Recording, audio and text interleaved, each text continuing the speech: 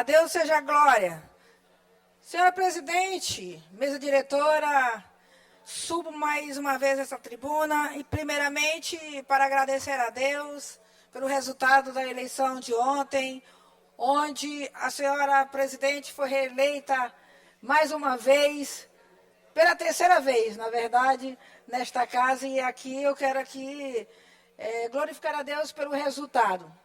Minha presidente, eu votei novamente em você, como você sabe que eu já tinha afirmado a minha palavra desde a sua primeira eleição, onde eu fui a última a declarar o meu voto e deixei já confirmada a minha votação. Se a senhora fosse candidata novamente, teria a minha palavra que eu votaria em você novamente. Então, durante esse tempo, né, que a gente tem conversado e tem sempre a gente dialogado, e eu, nas minhas andanças no estado do Maranhão, eu percebi que o povo, o meu segmento, o povo evangélico, é uma pessoa que realmente reconhece a forma como você tem nos ajudado aqui, né? É um povo, um segmento que entende que você tem nos ajudado e que tem nos respeitado aqui, a forma como a gente tem trabalhado aqui, principalmente no que tange aos nossos projetos colocados em pauta. Em nada você tem atrapalhado aqui os nossos projetos. Então, se no caso não tem me atrapalhado, o porquê eu não poderia deixar de votar? Então, assim, não é só uma opinião minha, mas uma opinião também que eu carrego do meu segmento, do povo conservador, do povo cristão, que você é uma pessoa carismática e por isso aqui eu quero aqui agradecer e parabenizar, que Deus lhe use maravilhosamente, como tem feito aqui nessa casa, ajudando aqui todos os colegas deputados, não atrapalhando, sendo essa pessoa dinâmica, uma pessoa que realmente tem feito um trabalho que merece reconhecimento e ser honrada por todos nós. Então, assim, deputado Antônio Pereira, que também eu quero lhe parabenizar, que meu voto também foi para você. Parabenizo também que Deus possa lhe usar como tem feito. Você tem ajudado também vários colegas deputados e tem sempre nos abençoado. O que eu quero aqui dizer para a mesa diretora, para aqueles que foram eleitos, principalmente para os dois, é que eu não daria o voto a vocês se eu chegasse aqui nessa casa e fosse inviabilizada. E se também eu não ouvisse o meu povo. Se eu percebesse que o meu povo seria contra vocês, claro, presidente, que eu não ia também contrariar o meu segmento. Então, assim, tem gente que fica chateada com a gente, que quer que a gente vá para um terreno inimigo, declarar apoio a ele contra os nossos amigos. Mas aqui é diferente. Você tem sido amiga, o deputado Antônio Pereira tem sido amigo, então não tinha nenhuma divergência, nenhum problema em votar em você novamente e votar no meu querido Antônio Pereira. Então, assim, tem situações que colegas ficam chateados com a gente em relação de querer que a gente vá para um lugar onde os conservadores estão de um lado.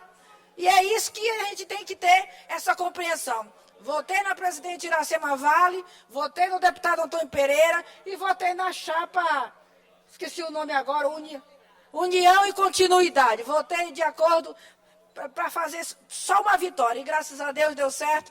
Quero que essa casa ande sempre em harmonia, também com o Poder Executivo, né, com o nosso governador Carlos Brandão. Nós estamos aqui para trabalhar juntos e para fazer melhor pelo nosso Maranhão. Minha presidente, eu quero que me conceda mais uns minutos, porque para mim é muito interessante amanhã uma situação aí que vai ter uma votação e a gente está muito preocupado com isso. E eu trouxe esse tema aqui para essa casa, que trata de quê?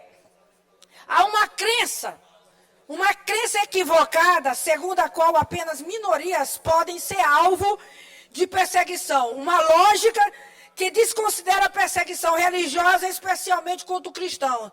Eles acham que há perseguição religiosa apenas com minoria e nunca enxergam os cristãos. Mas isso é um erro equivocado. Aqui no Brasil, embora não exista um sistema estruturado de perseguições violentas contra cristãos, todos os dias os cristãos são alvos de ridicularização, humilhação, cancelamento e têm suas crenças submetidas ao vilipêndio. Recentemente, a Universidade Federal do Rio Grande do Sul promoveu a peça teatral Missa do Pecado. Não sei se os colegas deputados assistiram.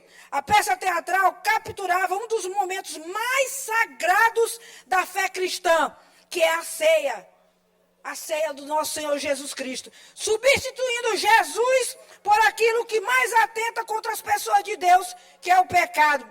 Essa encenação é claramente uma proposta de atingir e ridicularizar a fé cristã. Em Pernambuco, a peça de proteção constitucional, apesar da proteção constitucional, não querem deixar que nossas crianças e adolescentes orem e leiam a Bíblia em intervalo de aulas. Estão proibindo os alunos de expressarem sua fé em um ambiente que, por definição, deveria promover o pluralismo e a liberdade. Conclua, deputada. No Rio de Janeiro, mesmo sem citar a violência, outra discriminação, o padre Antônio Carlos dos Santos foi denunciado pelo Ministério Público por pregar a Bíblia Sagrada. No episódio, o padre, em uma missa, teria afirmado que demônio entrava na casa das pessoas de diversas formas para destruir as famílias, sendo uma delas a união de pessoas do mesmo sexo. Assim, em uma clara e evidente tentativa de amordaçá-lo, a promotoria buscou não apenas processá-lo criminalmente, mas também propôs uma ação civil pública contra ele e a Diocese de Nova Friburgo, exigindo uma indenização que ultrapassa mais de 50 mil reais.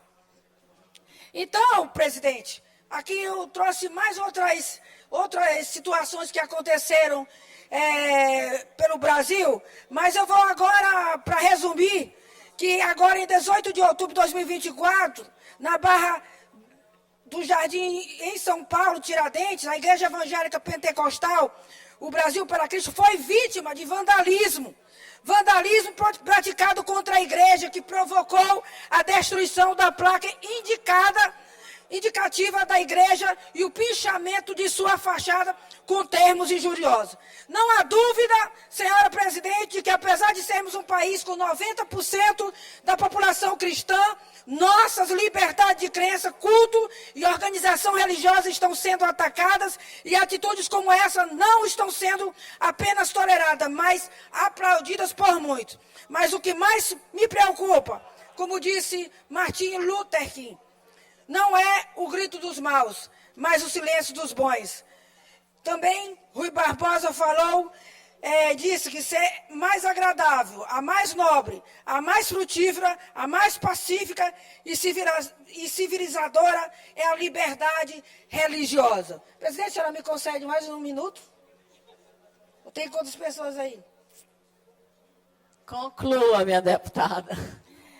Como se isso não bastasse, o Ministério Público do Rio de Janeiro, através da primeira promotoria da Justiça de Tutela Coletiva do Núcleo de Itaperuna, enviou recomendação à Prefeitura de São José de Ubá para que retire dos locais públicos do município o monumento da Bíblia, alegando que o referido monumento fere a laicidade estatal.